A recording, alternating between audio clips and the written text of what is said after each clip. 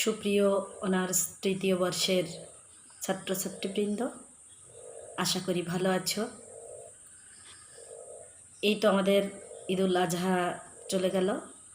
সবাইকে আবারও শুভেচ্ছা জানিয়ে অনলাইন ক্লাসরুম শুরু করছি। তোমাদের আজকে আমি নতুন আর একটা ছোট গল্পে চলে যাব। বলাইচাঁদ মুখোপাধ্যায়ের ছোট গল্প। রবীন্দ্রনাথ শেষ হয়ে গেছে, হাসান আজিজুল হক প্রায় শেষ, দুটো গল্প বাদ আছে। ওই দুটো গল্প আমি পরে তোমাদের পড়িয়ে দিব। আজকে বনফুলের, তোমরা জানো যে বনফুল মানেই বলাইচাঁদ মুখোপাধ্যায়। তো বনফুলের গল্প নিয়ে আজকে আমরা হাজির হয়েছি। আজকে আমরা বনফুলের ছোট গল্পের যে গঠন প্রকৃতি, এটা নিয়ে আলোচনা করব। তোমরা একটু মনোযোগ দিয়ে শুনবে যে ওনার ছোট গল্প কেমনভাবে তার গঠনটা, কেমন তার লিখনি, এই সম্বন্ধে তার যে বিষয় ভাবনা, এটা নিয়ে আলোচনা করব। তো চলো তাহলে আজ আমরা আমাদের কাজ শুরু করি। দেখো, বাংলা সাহিত্যের ইতিহাসে বনফুল 1899 থেকে 1979 শিল্পীরূপের অনন্য ভূমিকা অনস্বীকার্য। সমকালের প্রচলিত ভাবনা তথা দৃষ্টিভঙ্গির তুলনায় বনফুলের সাহিত্যিক মেজাজ বহুলাংশে পৃথক। তিনি ছিলেন একটু স্বতন্ত্র ধারার। অবশ্যই এর মূলে রয়েছে নির্মাণ কলার অভিনবত্ব, সাহিত্যিক মেজাজ, রচনার চমৎকারিতা।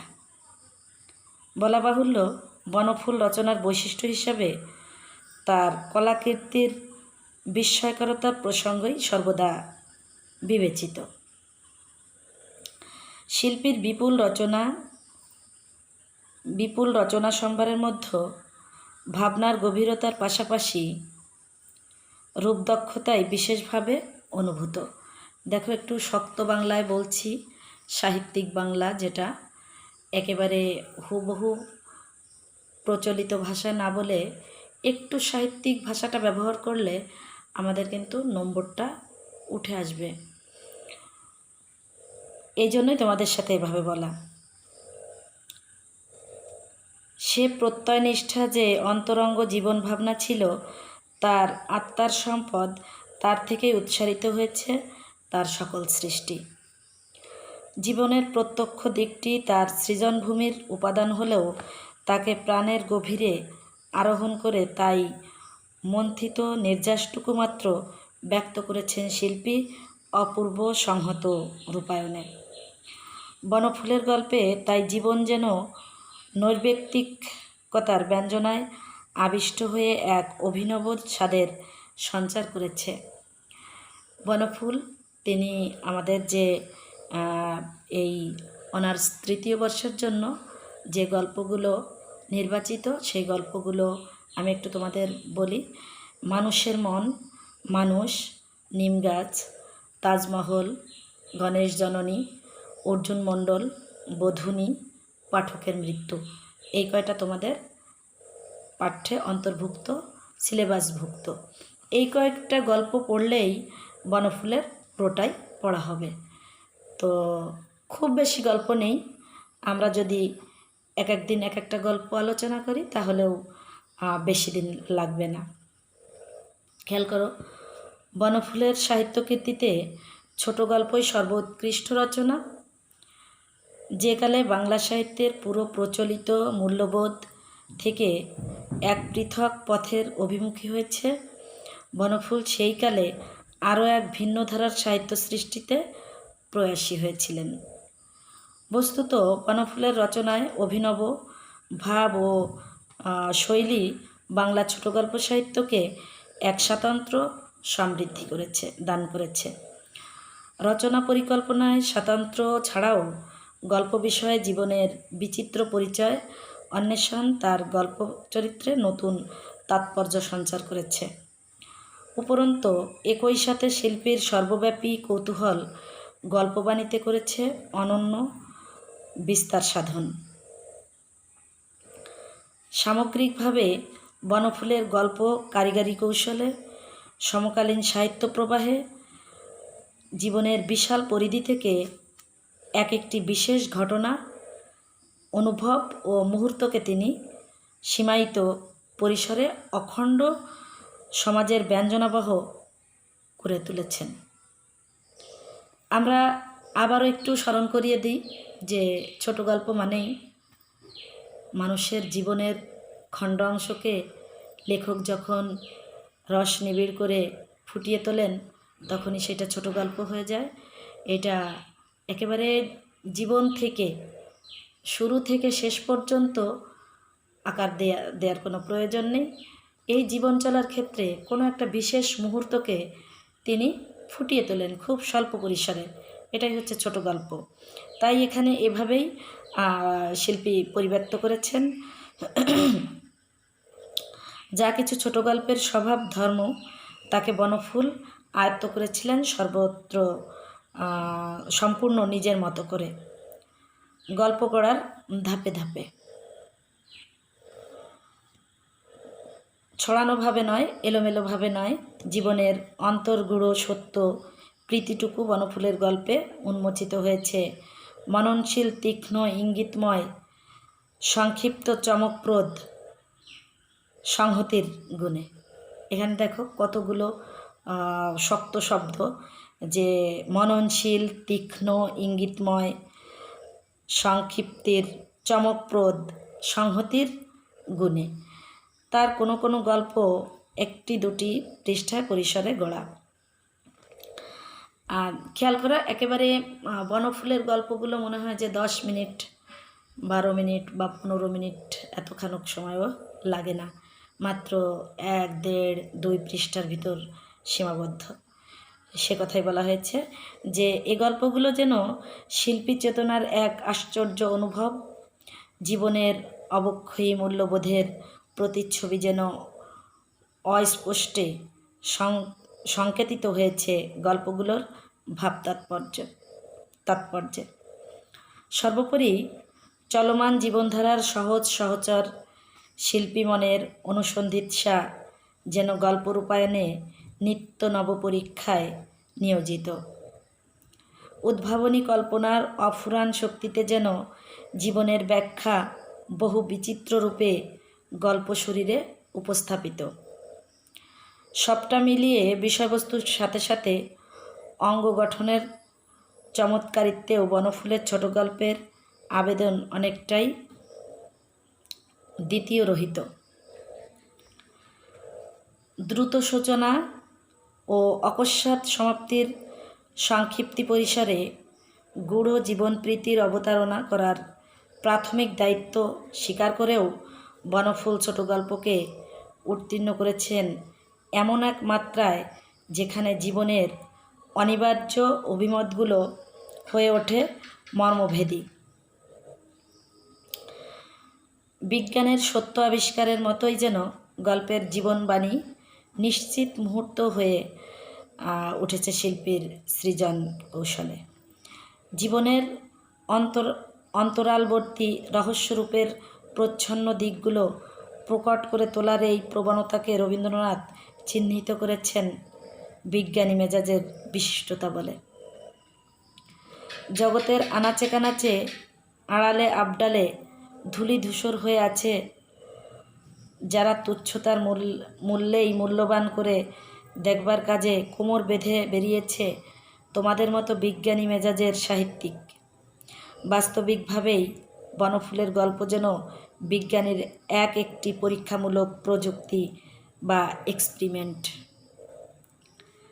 প্রত্যক্ষ জগতেই বিশেষ অভিজ্ঞতালব্ধ কোনো অনুভবকে নিয়ে আড়ম্বরহীন নিরাসক্ত ভঙ্গিতে তিনি রচনা করেছেন গল্পের রূপমূর্তি, যেখানে প্রতিবিম্বিত হয়েছে জীবনের গভীরতম উপলব্ধি।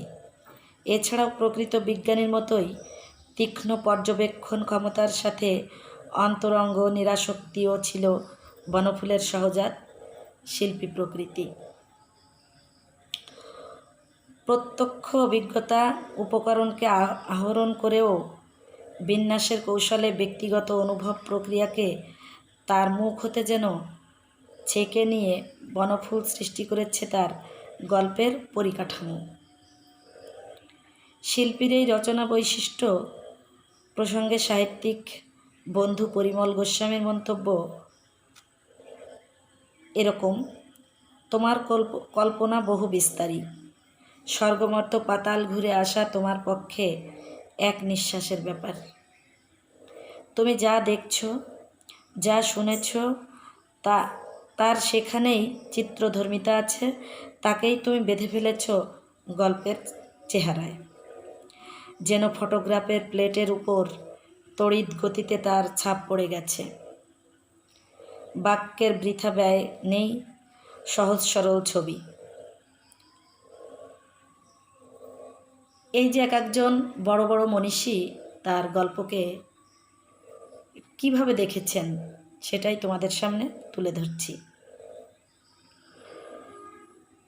জীবনের এরকম সহজ ছবি অনেকেই আঁকতেই বনফুলের আগ্রহ, আর সে ছবি আঁকতে গিয়ে তিনি সৃষ্টি করেছেন এমন সব গল্প যেগুলো অনেক ক্ষেত্রে প্রচলিত কাঠামোয় ধরে রাখা যায় না।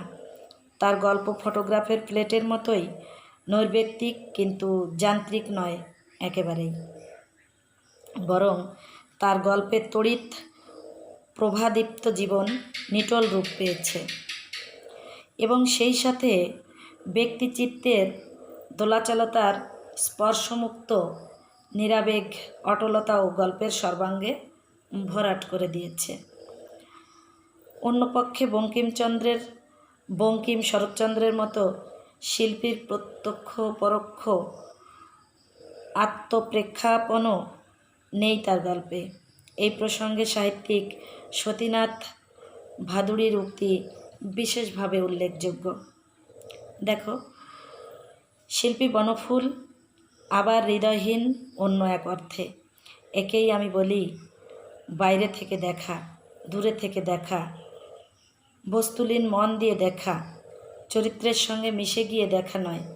ফলে অধিকাংশ সময় এই বুদ্ধি দিয়ে এর রস গ্রহণ করতে হয়। ভাবালুতা পরিহারের হয়তো এটাই শ্রেষ্ঠ পথ। আত্মপ্রক্ষেপণ রহিত বুদ্ধিদীপ্ত এই মানসিকতাই ছিল বনফুলের বিজ্ঞানী মেজাজের বিশিষ্টতা, অথবা বলা যায় তার জীবন দর্শন। বনফুলের গল্পের গঠন কৌশলের মধ্যে আছে নব নব পরীক্ষার ইঙ্গিত। তিনি কাব্য গল্প, নাট্যগল্প, পত্রগল্প সৃষ্টি করেছেন। কাব্যগল্পে মূলত গল্প বলেও বনফুল কাব্যধারাকে গ্রহণ করে নতুনত্ব সৃষ্টি করেছেন। নিম গাছ, মানুষ ইত্যাদি কাব্যগল্পের উদাহরণ। ছোট গল্প কতটা ছোট হবে এ বিতর্কে না গিয়ে তিনি বিভিন্ন রূপ রীতিতে গল্প লিখে রীতিদক্ষ গল্পকার রূপে আপনাকে বাংলা সাহিত্যে সুপ্রতিষ্ঠিত করেছেন। বনফুল সাহিত্য রসিকদের দৃষ্টি আকর্ষণ করেছেন যে গুণটির জন্য, তা হচ্ছে অতি ছোট গল্প লেখার দক্ষতা। তার অনেক গল্প একটি পোস্ট কার্ডের মধ্যে ধরিয়ে দেওয়া যায়, তবুও সে গল্প ছোট গল্পের সমস্ত বৈশিষ্ট্য রক্ষা করে ঔজ্জ্বল্য পায়। এটাই বনফুলের অনন্যতা। বনফুলের গল্পে প্রত্যক্ষ বাস্তব অভিজ্ঞতার সাথে শিল্পীর অনুভবের গভীর কিন্তু প্রকাশ্যে নৈর্ব্যক্তিক জীবন ভাবনা যুক্ত হয়ে বাংলা ছোট গল্পে তার অনন্যতা প্রতিষ্ঠিত করেছে। সেই সাথে রয়েছে শিল্পীর অবিরল আঙ্গিক সচেতনতা। বস্তুত বনফুলের গল্প বিশেষভাবে চমকপ্রদ, রূপকলার গুণেই আকর্ষণীয় এমন ধারণা বহুল প্রচলিত। আসলে তার গল্প বিষয়ের সঙ্গে গল্পরূপের সুপরিকল্পিত নিটল গ্রন্থেরই তার শ্রেষ্ঠ গল্পের সফলতা। তো খেয়াল করো যে আমাদের বনফুল তিনি কিভাবে ছোট গল্পের সমস্ত বৈশিষ্ট্য সুন্দরভাবে উপস্থাপন করেছেন, এবং তার বিশিষ্টতাই হচ্ছে খুব সংক্ষিপ্ত পরিসরে একটা পোস্ট কার্ডের ভিতরও তার গল্প লিখে ধারণ করা যায় এমন অবস্থা। তারপরেও তিনি বিশিষ্ট স্থানে উত্তীর্ণ হয়েছেন। তো আগামীতে আমরা বনফুলের গল্প নিয়ে হাজির হব। তো সে পর্যন্ত সবাই ভালো থেকো, সুস্থ থেকো। তোমাদের শুভকামনায় আমি শেষ করছি।